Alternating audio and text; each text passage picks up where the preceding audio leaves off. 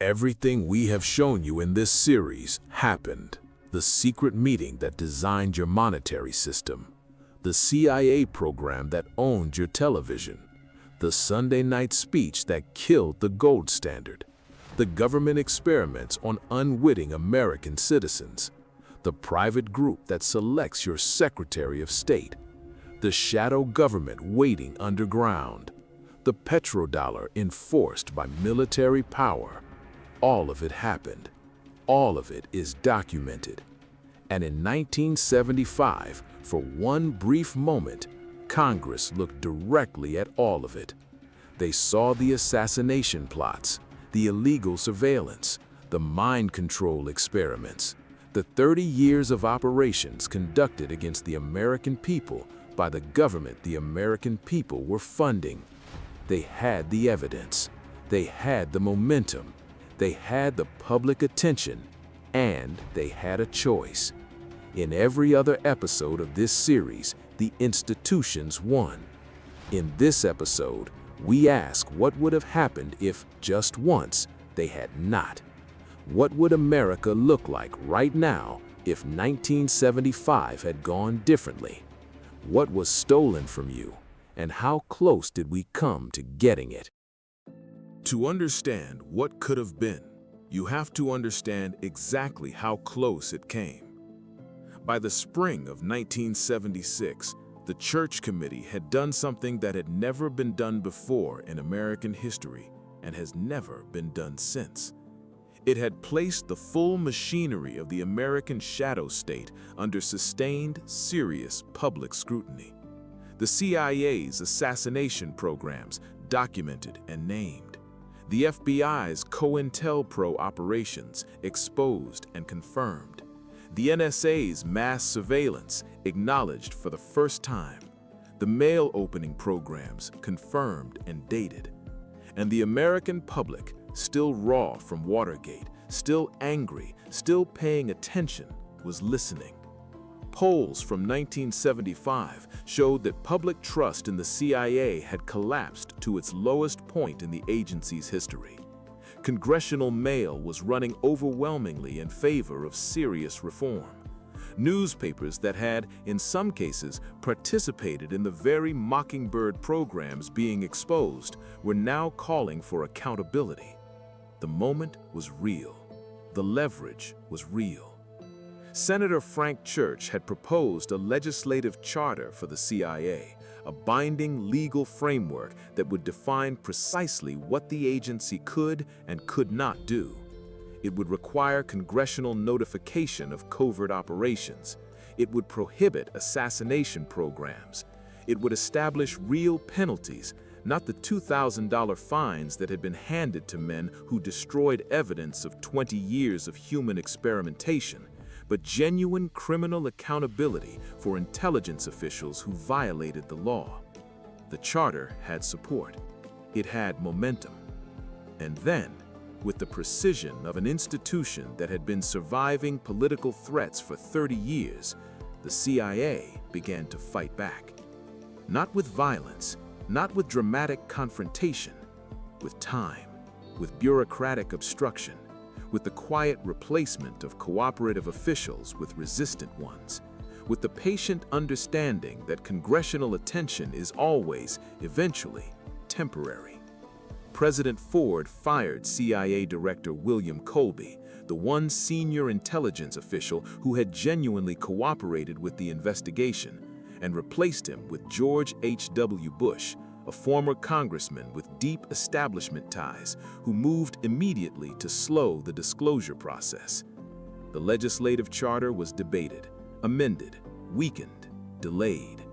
And then, in November 1976, Jimmy Carter was elected president, and the political landscape shifted, and the charter was quietly set aside and never returned to. The moment closed, but it had been open. And that means we can ask, with genuine historical seriousness, what would have happened if it had stayed open just a little longer?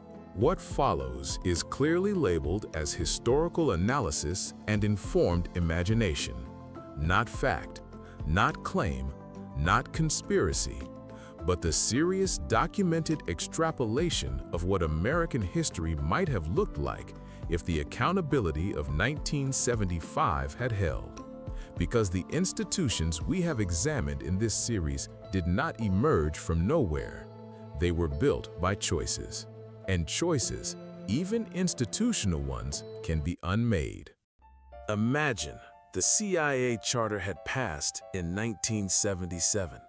Not the weakened version that was debated and abandoned, the version Frank Church originally proposed. The version that required congressional notification before any covert operation, that prohibited assassination programs, that established an independent inspector general with real authority, that mandated criminal penalties for officials who violated its provisions. What changes? First, and most immediately, the Iran-Contra affair of the mid-1980s becomes legally impossible to execute in the way it was executed. The covert channeling of funds to Nicaraguan rebels in direct defiance of congressional prohibition was possible in 1986 because the CIA had rebuilt, under William Casey, the exact covert infrastructure and culture of unaccountability that the Church Committee had temporarily disrupted. A binding legal charter with real criminal penalties changes that calculation fundamentally. Second, the mass surveillance programs revealed by Edward Snowden in 2013, the collection of the phone metadata and internet communications of hundreds of millions of Americans, were built on legal interpretations of authorities that the Church Committee had flagged as unconstitutional in 1975. A legislative charter that clearly defined the limits of NSA authority in 1977 forecloses the legal architecture under which those programs were built 30 years later. Third, and most significantly, a CIA operating under genuine legal constraint with real criminal accountability for its leadership begins to develop a fundamentally different institutional culture. Institutions become what they are rewarded for being. A CIA that faces real consequences for illegal domestic operations stops conducting illegal domestic operations, not because its personnel become morally superior, but because the incentive structure changes. The culture of impunity that made MK Ultra possible, that made COINTEL Pro possible, that made the assassination plots possible. That culture does not survive genuine accountability. It requires impunity to breathe. Remove the impunity, and you remove the culture. Now, imagine the Federal Reserve transparency reforms that were debated but never passed in the late 1970s had passed. A Federal Reserve required to publish the minutes of its monetary policy meetings within 30 days rather than 5 years. Required to submit to genuine congressional audit. Required to justify its decisions in real time to elected representatives. The 2008 financial crisis, which required a secret $16 trillion emergency lending program that Congress did not know about until a partial audit years later, becomes a different kind of crisis in a system with genuine transparency requirements. Not necessarily avoidable, but impossible to manage in the dark. The American people would have known what was being done with their money. They would have been able to hold elected officials accountable for the decisions being made on their behalf. That is what accountability looks like. That is what 1975 almost built. Here is what makes this thought experiment more than imagination. Every single reform that the Church Committee proposed, every accountability mechanism that was debated and then abandoned, was technically, legally, politically achievable in 1975.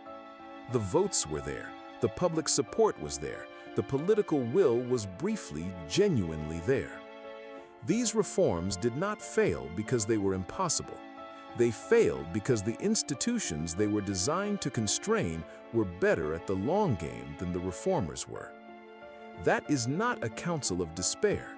It is a description of a specific, historical, contingent failure. Specific failures can be specifically reversed.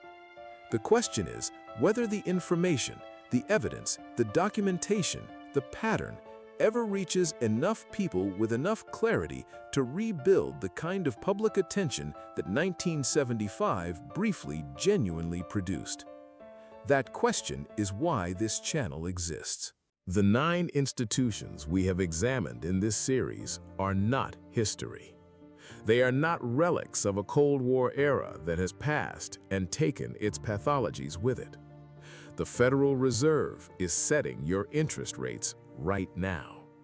The petrodollar system is inside the price of every gallon of fuel you purchase. The Council on Foreign Relations is represented in the current administration's senior foreign policy positions, as it has been in every administration for 100 years. The NSA surveillance infrastructure, built on the legal foundations that the Church Committee said were unconstitutional in 1975, is operating at a scale that would have been technically unimaginable to Frank Church, but legally predictable from everything he documented. The continuity of government apparatus has been continuously maintained, continuously funded, and continuously staffed. These systems did not end. They evolved. What the hypothetical America of our imagination, the one where 1975 went differently, reveals is not a fantasy. It reveals the distance between where we are and where we could have been. And distances can be measured. Measured distances can be crossed, not by any single revelation, not by any single election, not by any single investigation, however thorough, however brave, however well documented, but by the slow, cumulative, irreversible process of enough people understanding enough of what has actually happened, that the institutions which depend on public ignorance for their operation can no longer rely on that ignorance to protect them. Frank Church understood this. He said in one of his final interviews that the cure for what he had found was not legislation. It was an informed public. Legislation follows public understanding, not the other way around.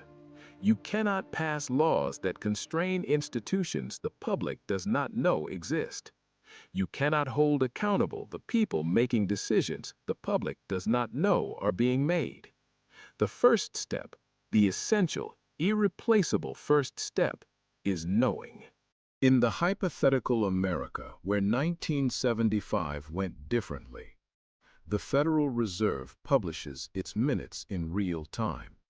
The CIA operates under a binding legal charter with real criminal penalties. The NSA requires a warrant to collect the communications of American citizens.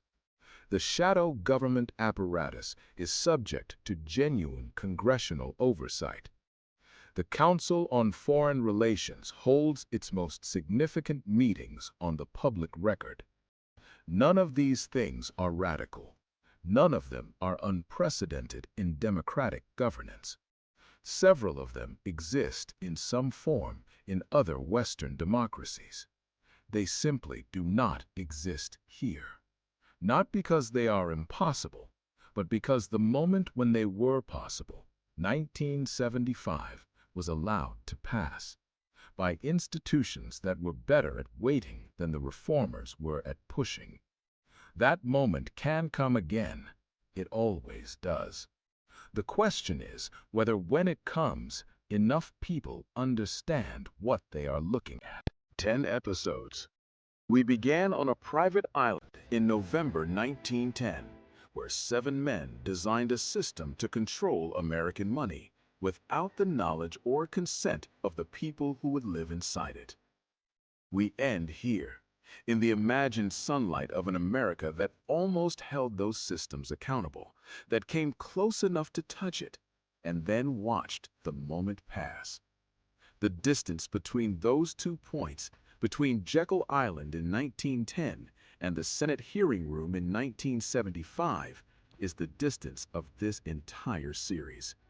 And the distance between 1975 and the right now you are living in today is the distance we have not yet crossed. This is why the Kronos Report exists. Not to make you afraid, not to make you feel powerless, but to make you precisely, specifically, historically informed. Because Frank Church was right. The cure is an informed public. You are now more informed than you were 10 episodes ago. That is not nothing. That is exactly where it starts. If this series has changed how you understand the world you live in, share it with someone who is still wondering why things feel the way they feel, with someone who always suspected something was off but could never put their finger on what. The Kronos Report continues. There is more to uncover. Stay with us.